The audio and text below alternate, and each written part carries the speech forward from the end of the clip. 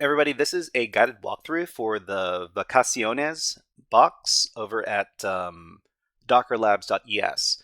So this is a Docker container exercise. So the first thing we need to do is we need to download this Docker container. So we can go ahead and click on the download button here. And we can click on this download button as well. So the container is going to start downloading. It's going to take a little bit of time to download, but not very much time, since the container is only 157 megabytes large. So after that's done, we're going to go to our downloads directory, and we're going to see that this zip file has been downloaded. So we're just going to run the unzip command on the zip file. And from there, what we need to do is we need to use our auto deploy script, which was unzipped, and we need to run it with this file over here, vacaciones.tar. So what we need to do is we need to make this script executable. So chmod +x autodeploy.sh. So after that, we're going to see that this file is now executable. So we're going to run autodeploy.sh with vacaciones.tar, and that's going to start up the Docker container. So it says, we are now deploying the vulnerable machine. Please wait a moment. And we've got our IP address over here. So actually, there's one thing we need to do. We previously didn't remove the IP address from the SSH known list, so we're going to need to do that with the SSH keygen command. So let's go ahead and do that. We've got the IP address. What we're going to do is we're going to go over to our nmap tab over here, and we're going to use nmap to scan the machine. We're going to run nmap on all of the TCP ports. We're going to run it very verbose, which means we're going to get output before the scan is finished. We're going to run it with common scripts and versioning information with whatever services we find. And we're going to run it with 4 threads, which means it's going to run very fast, but not too fast on this IP address right here. So we can go ahead and run the scan, and we're going to find 2 IP addresses, sorry, 2 networking ports. And those are ports number 22, which is running the SSH service with this version of OpenSSH.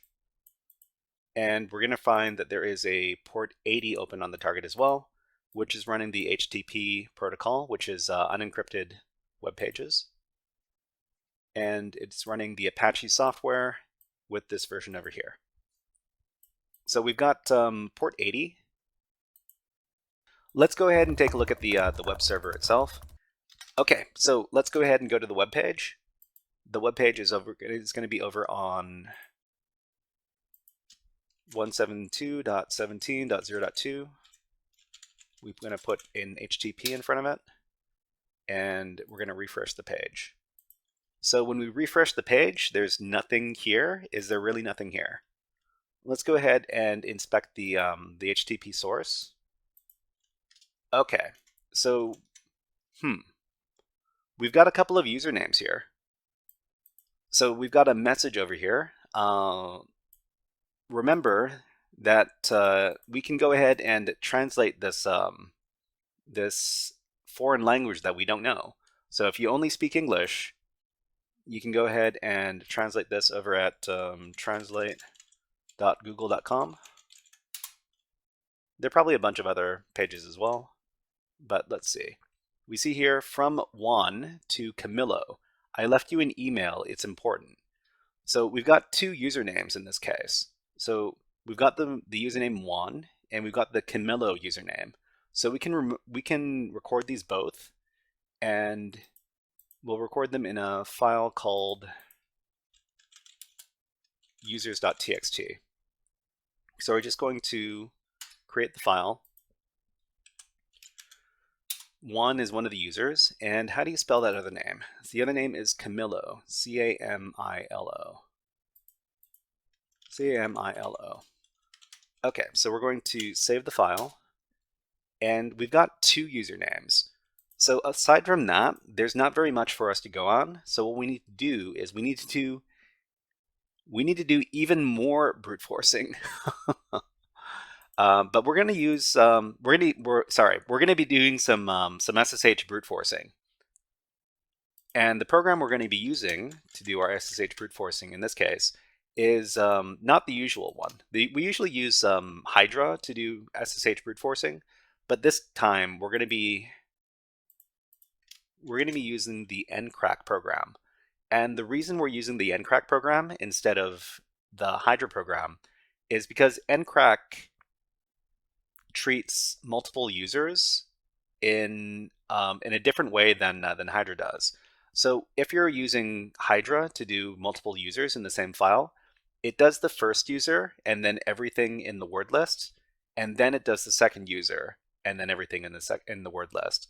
But ncrack does a few passwords for the first user and then a few passwords for the second user, and then it alternates, which makes it a lot better for certain circumstances. So let's go ahead and run ncrack to try to brute force the SSH password for Camilo or Juan.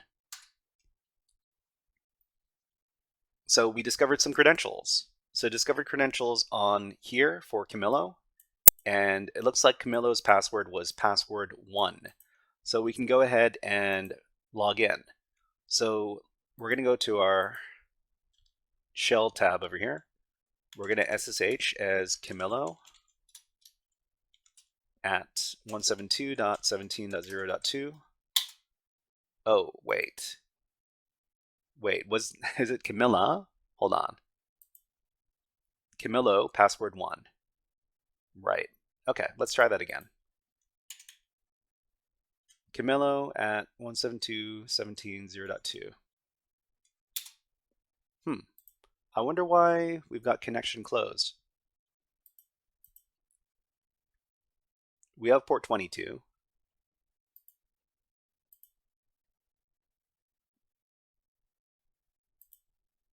Let's try connecting again. Okay, for some reason it wasn't working before, but I guess these services can be finicky sometimes.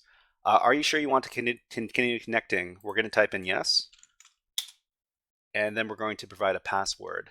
So the password is going to be what we found in the brute force, which is password 1.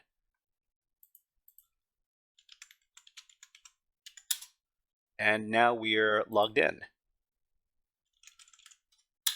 as the Camilo user. So let's go ahead and call Scary Hacker Voice Man to talk about what was wrong with the security on this server. Hey everybody, it's me, Scary Hacker Voice Man. Scary Hacker Voice Man comes out every time we break into a server, and we just broke into this one. Well, Mr. Vacaciones administrator, it looks like you left HTTP comments on your webpage, and the comment had the names of some users in it. That was a big mistake. If you leave usernames on the system, then people could potentially use those usernames in a brute force attack on SSH. Maybe you knew about these security vulnerabilities, or maybe you decided to accept the risk. Well, you accepted the risk. And now we're in. All right, so it looks like we've got it looks like we have an SH shell on the box. We can tell that it's not a regular bash shell because we don't get very much information with our prompt. Let's see. So if we do echo shell, we're using the bin sh shell. This is not very good. All right, so there are a lot of different ways we could go about this, but and what we want to do is we want to elevate our privileges on the system. So if we take a look at what's in our home directory here, there's not very much. And there's not very much to go on, except for there is a clue in the message that we got on the website. And on the website, it says, from Juan to Camilo, I left you an email. It's important. So what we need to do is we need to find this email that Juan sent to the Camilo user. So on Linux servers, there's a directory called var mail, and this contains emails. So if we see here, there's only one directory in here, and it's the Camilo directory. So the Camilo user's email directory. So we're just going to enter that directory. And there's this file called correo.txt. What does correo mean? So correo is mail. Okay, great. All right, so let's go ahead and read that. So we're going to cat correo.txt. And we've got a message. Let's go ahead and translate this message.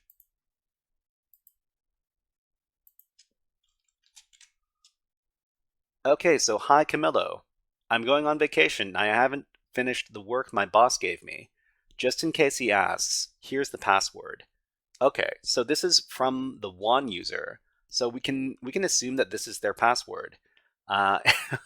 Remember, everybody, don't put any passwords inside of files or emails, because that's a very bad thing to do. But anyways, we can copy this password over here, and we're going to check the home directory just to make sure that that Juan exists on the system. So Juan is in the system. Let's go ahead and become the Juan user with the su command. So su Juan, and for the password, we're going to paste in the password that we got. And now when we ask who am I, we're now the Juan user. So we started as the Camilo user, but we've now done some lateral privilege escalation to become the Juan user. And let's find out if Juan has any sudo permissions. So we can use the sudo-l command to find out a user's sudo permissions. Can they run any commands as another user? So it says here that the user Juan may run the following commands on this system here. So as the root user with no password, they can run the Ruby binary. So Ruby is a programming language. It's a scripting language, and I think it can be used to run a lot of different commands. But the interesting thing about this particular well-known binary being sudo accessible is that we can look this up on a website called GTFObins. So it's gtfobins.github.io.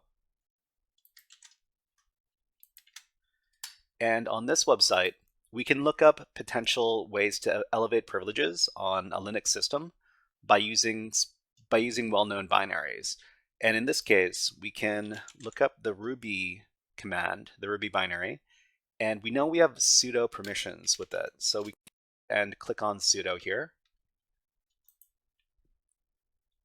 And it says here, if the binary is allowed to run as superuser by sudo, it does not drop the elevated privileges and may be used to access the file system, escalate, or maintain privileged access.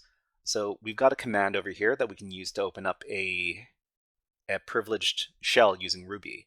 So sudo ruby -e for execute this command, exec bin sh. So I'm going to assume that the exec keyword here is going to run this system command, and the system command is going to open up a shell. Because we're running this command as sudo, we're going to open up a root privilege shell, which is going to give us root privileges on the system. So let's go ahead and copy the command, then go back to the terminal. We're going to paste in the command, and let's get a bash shell instead of a sh shell, because we like bash more.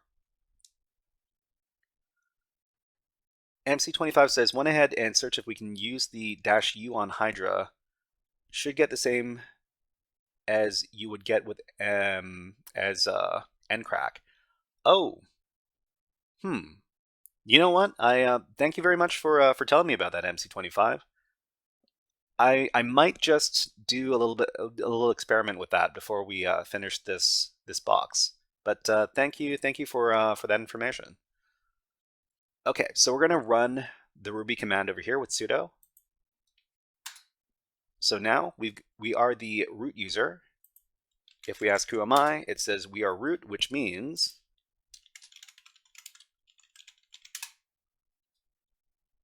what are you? I'm system root. So we're now root. Okay, so we're very close to finish this exercise. When we become the root user, to finish the exercise, what we would normally do in these CTF exercises is enter the root directory and then read a file in here. It's usually going to be called root.txt, and that's going to prove that you achieved the highest access on the system and finish the exercise. But in this case, there's no such file here.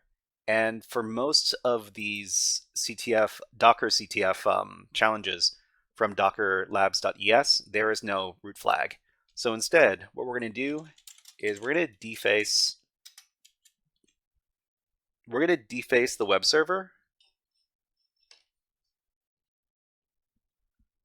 by creating this file graffiti.txt. So let's see, what are we going to put in our graffiti.txt file? HackerFrogs rule, and what else? You should not put usernames in your secret web page comments. Please don't do that in the future. Have a great day. Okay, so we gave them a little bit of security advice in our graffiti.txt. Whoops.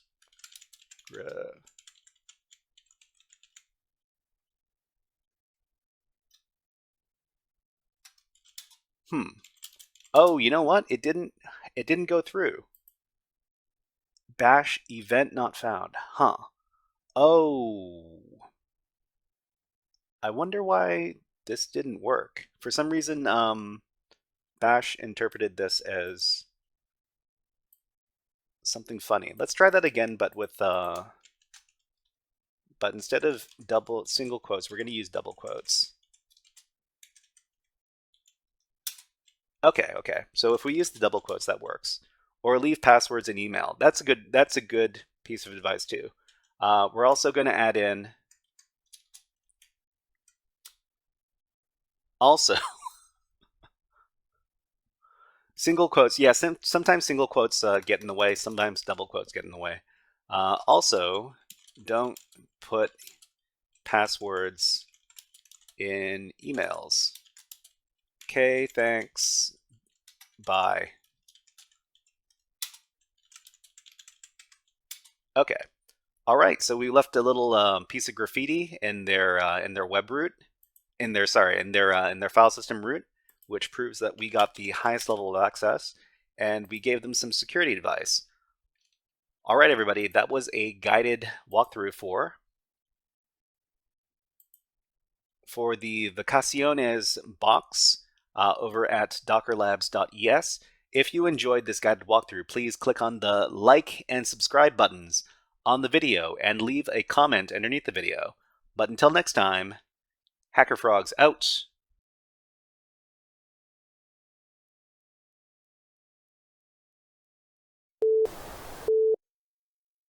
Hey there, HackerFrogs! Are you enjoying this workshop? Learning new concepts and skills? If so, there's a way you can support the channel, and it's totally free. Just click on the subscribe button below the video. Also, click on the like button. And if you have questions or comments on this workshop, please leave them below the video. Thanks for listening. And now, back to our scheduled programming.